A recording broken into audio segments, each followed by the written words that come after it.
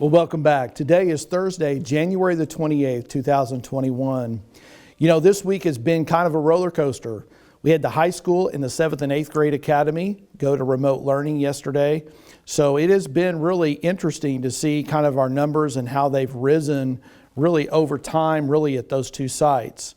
I'm happy to announce our elementaries and 6th grade academy have really been low. So we've been able to stay in session and in person.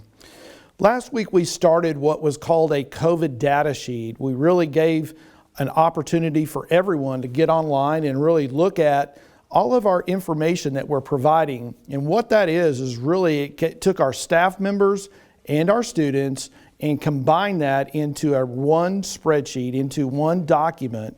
And really you could look by school and by site and really see what our data looks like with COVID and also our contact tracing.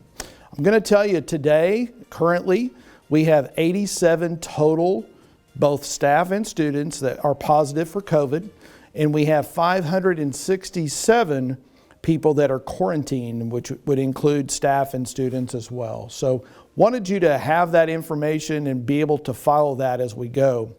These are the considerations when we really decide to close down a site. I want to talk about those. Number one, the health and safety of everyone on that site. So that includes everyone that actually touches every single site. So that's why we're putting this data together. The number two thing is really our quality of instruction.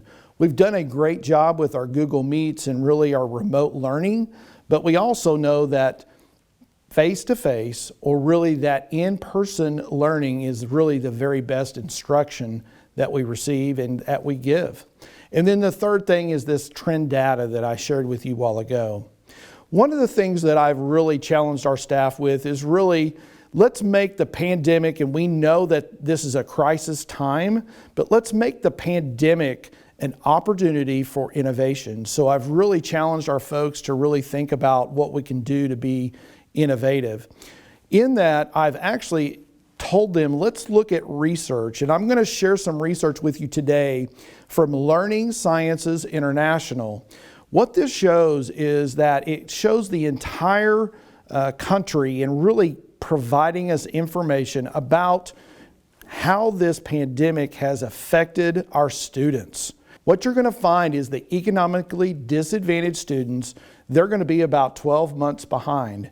That's huge, folks. I'm telling you that 12 months behind is really a lot of time to make up academically. It also is showing you that black students are about 10 months behind, and then all students are approximately about 7 months behind. So that what that tells me is that we're really losing about a year of instruction, of teaching and learning for students across this country. So what we're going to do here in Muskogee, being innovative, we're going to offer every student in Muskogee Public Schools an opportunity to go to summer school. And that is going to be all of June and all of July. So there's going to be about an 8-week period that we're going to make up this time and really try to help our kids get up to speed and really get on track. We want to make sure that all of this is done in as short a period of time as possible. We're going to run our school buses. We're going to provide breakfast and lunch. We're going to have school, regular school from 8 o'clock to 3 o'clock. It'll be just like we're in session. And this is going to be offered to every single student.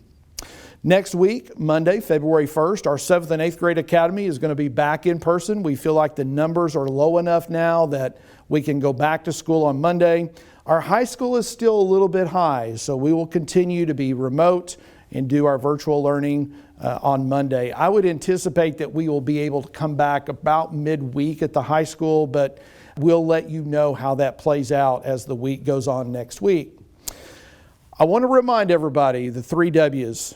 Watch your distance, wash your hands, and wear a mask. We have got to be a part of the solution in our community. If you're going to a grocery store, if you're going to a filling station, whatever the case may be, wear a mask and really watch your distance, and then always wash your hands.